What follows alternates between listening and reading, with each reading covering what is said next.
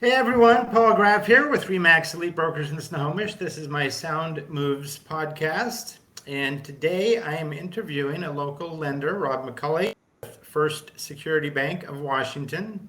We have known each other for a little over 5 years. Rob guest at the Remax Legacy um, kickoff little over 5 years ago out in Monroe, and we've stayed connected. Currently, we are in a BNI group, Business Networking International group, and so I wanted to Rob and share him with all of you if you haven't worked with him yet. So, Rob, welcome, and why don't you tell us a bit about First Security Bank and your job as a lender.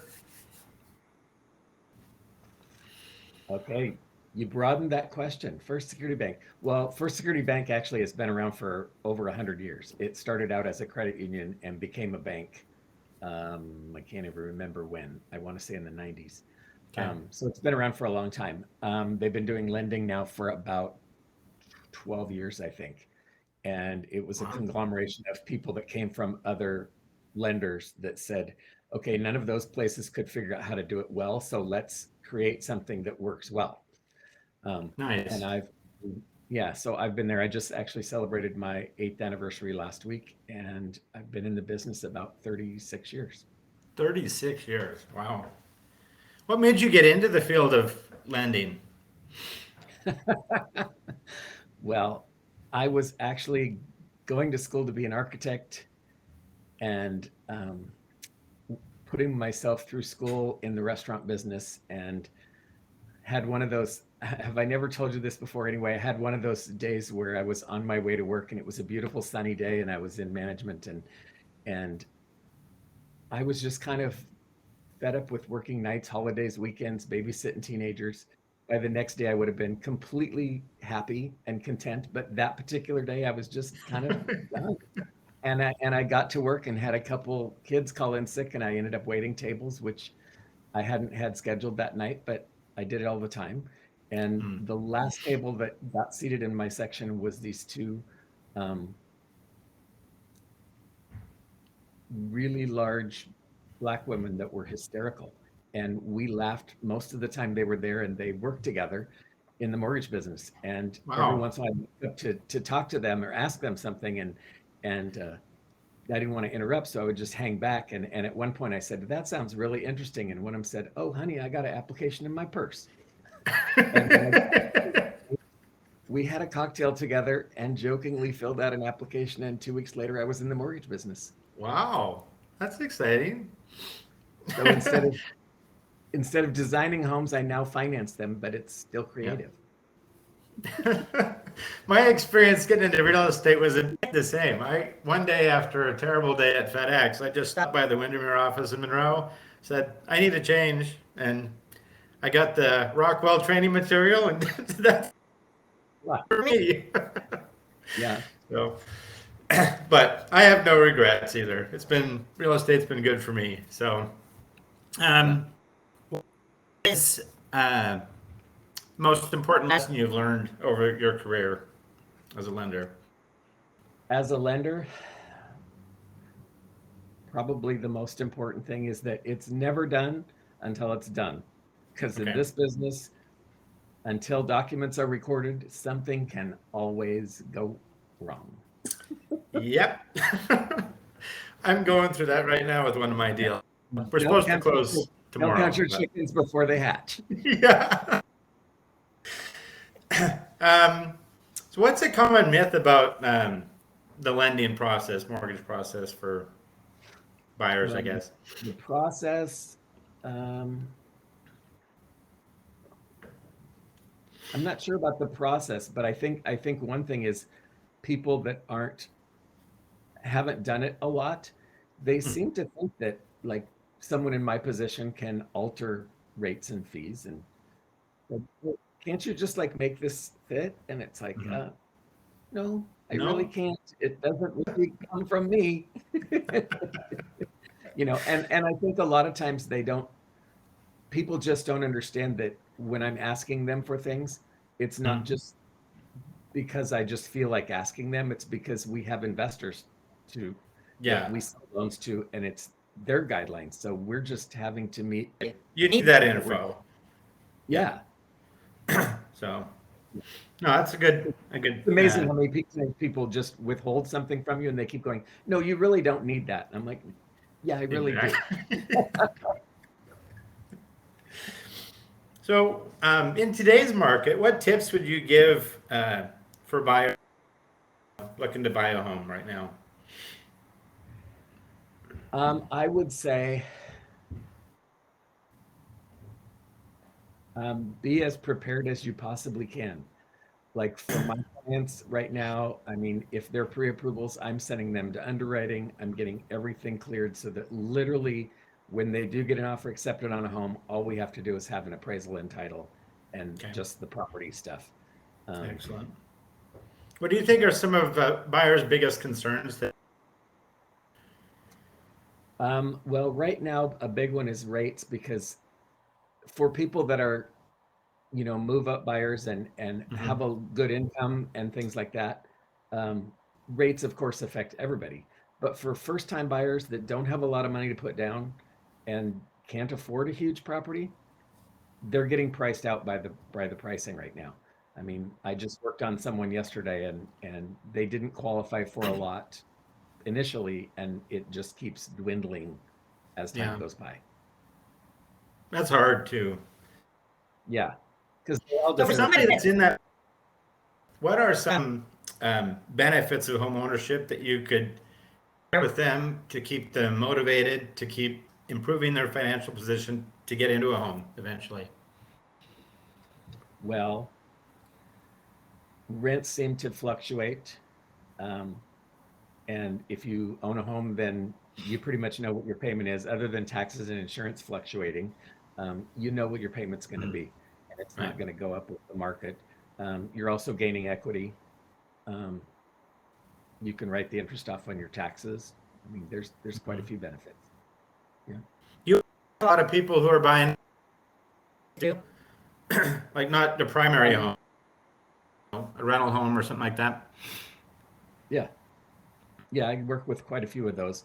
Hmm. Things have changed recently. Actually, in the last year, I've probably worked with way more people buying a second home than I have buying an investment property. Okay. But things in the second home market have changed drastically in the last year.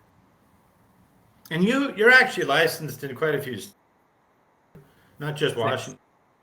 Yeah. Washington, Idaho, Montana, Oregon, California, and Arizona.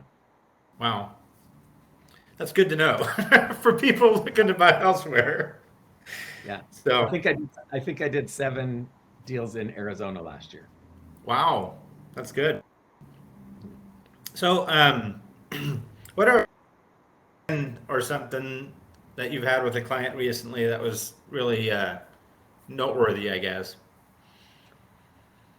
Um, well, the way the market is right now, things seem to be more complicated than they have in the past. Not necessarily because they can't get an offer accepted, but just the way the market is in general. Hmm. So probably my most recent win was closed last Thursday, and the people had a home currently that of course, they couldn't get an offer accepted contingent. So we did a bridge loan against their current home where they pulled out like 240,000 to put towards the new home. Okay. And the new home, rather than just doing one high balance loan on it, which now has a completely different interest rate than conforming, I broke it into two and did a conforming loan with an equity loan behind it. So, I mean, so it was 3 transactions to make one purchase happen. Well, that's very But cool, when they, though. yeah, but when they sell their other home, it'll pay off the bridge loan, it'll pay off the Yeah. equity loan, and they'll end up with one Yeah. nice little conforming loan. But a lot of creativity to make it work. Yeah. So you've been in lending for 36 years. Are there any changes you'd like to see in the future lending business? Um, you know, it's I'd like to see the rates come down, to be honest, right now. I mean, the most immediate thing. I mean, right now that's just killing people. And a bit more inventory would be nice, so it's not quite so difficult for people. But as far as the business itself, you know, I it's kind of gone a good direction where everything's kind of automated, and um, it'd be nice if like I said, they've made some drastic changes recently to like buying, say, a second home, and it'd be Hmm. nice if that would taper off a little more because it Okay. used to be the same price as like buying a primary residence, and it's not anymore. It's Right. drastically different. Okay. So it's kicked people Um, out of the market. Now, lending, just about your personal life. Are there like, is there a morning routine kind of thing you do on a regular basis, or different things you do for your own health and wellness kind of stuff? Well, I'm very routine oriented. That's not a Yeah. bad thing. I know. Yeah. Like this morning I got up to, first thing is to take the dog for a walk. And, yeah. Yeah. And I sat and meditated for about 15 minutes, and then I did Excellent. about a half an hour of aerobics and, showered, breakfast, move Good. on with the day. Good stuff. It's different for everyone. Yeah. You know, different people do things. So, Yeah. people in your life, good influence on you and impacted you in a big way. Not necessarily in the mortgage lending bit, life in general. In life in general, I would say my parents, number one. Okay. They were both they were both highly intelligent, um, kind, and they taught us to do a lot of things. And I have three siblings, and they taught us all very similarly. That's And very good. and we all turned out very much the Very same. much the same. I mean, it sounds weird, but That's you good stuff, know, though. I mean, we're not none of us are like we're the type that like if there's a project to get done, let's just go get it done and get it taken care of and not procrastinate. Yeah. And we know we can do pretty much anything because of Good. everything they taught us. Yeah. Well, those are good when you're a kid. There's stability, and then just that confidence level to attack things that you're not sure about, but just going ahead and doing it. So good stuff. I have Books, movies, or podcasts that impactful in your life. depends on what kind of books. I mean, if I'm reading them for joy or if I'm reading them for self-help. Okay. Um, I mean, if I'm reading for joy, which I don't find a great deal of time to do, but especially when I travel, I do. Um, Okay. I typically like to read like mystery, intrigue, kind of things I have to figure out. Uh huh. And That's and cool. my favorite is actually there's a trilogy actually written by a friend of mine in Canada. It's called the Broken Sky Chronicles, and Ooh. they're like intrigue, mystery, love story, sci-fi, which I'm not normally into, but I literally couldn't put them down, Wow. That's and kind they're of cool, great. though. Yeah. Very nice. If you like to read and want to borrow them, I have all three of them. So, Okay. um, Well, I do like to read. Might be interesting.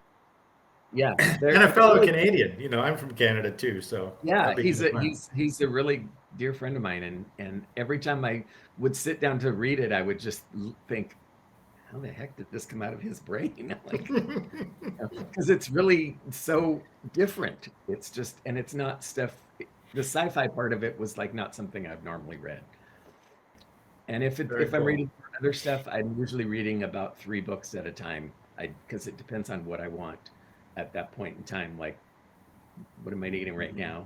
So right now I'm reading one called Conquering Shifts. I'm reading one called The One Page Marketing Plan. Another one, I don't know if I can say this, but it's called The Subtle Art of Not Giving a Fuck. I've heard about that one actually. I It's think I'd quite like to get interesting. a copy of that myself. It's actually quite interesting. Yeah. It's kind of about training your mind in a different way because Yeah. for people that are constantly dreaming of like, I wish I had a lot of money. I mean, really, what that's instilling in their mind is I don't have any money. So it's putting negative stuff in your brain, even though you're dreaming of something. Spinning getting a more positive mindset. Yeah. In there. So good. And then you're a big guy too, right? So what are some of your favorite trips you've done recently? Well, recently I rode to Reno in September. I've done Sturgis in South Dakota. I went, and I usually go with my brothers. Okay. I grew up in a family where we rode motorcycles from the time we were on a bicycle. So Wow. there was a time before Sturgis where we went on a trip. We were gone like 8 days and hit 6 states and did 3,400 miles. Wow. That's exciting. That's something I want to get into too. Never done it in my life yet, but one of my bucket list things. We should. There's a few of us in our BNI group, that like to ride together. Oh, really? Yeah. Yeah. That'd be fun. Yeah. It's quite fun. So very cool. So you want to share contact info on this little video with people in case they need to get a hold of their lender, and I'll make sure to post this with video too, or posting this. So yeah.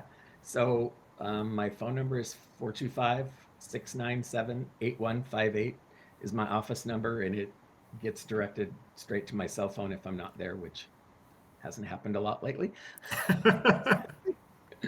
And my email is rob.macauley, so it's rob.macauley@fsbwa.com. Cool. Thank you, Rob. Appreciate you taking the time today for the interview. So, I get this out on social media, my YouTube channel, and my newsletter this week. And let's hope we can both of us off this, all right? oh, that'd be great. Thank you.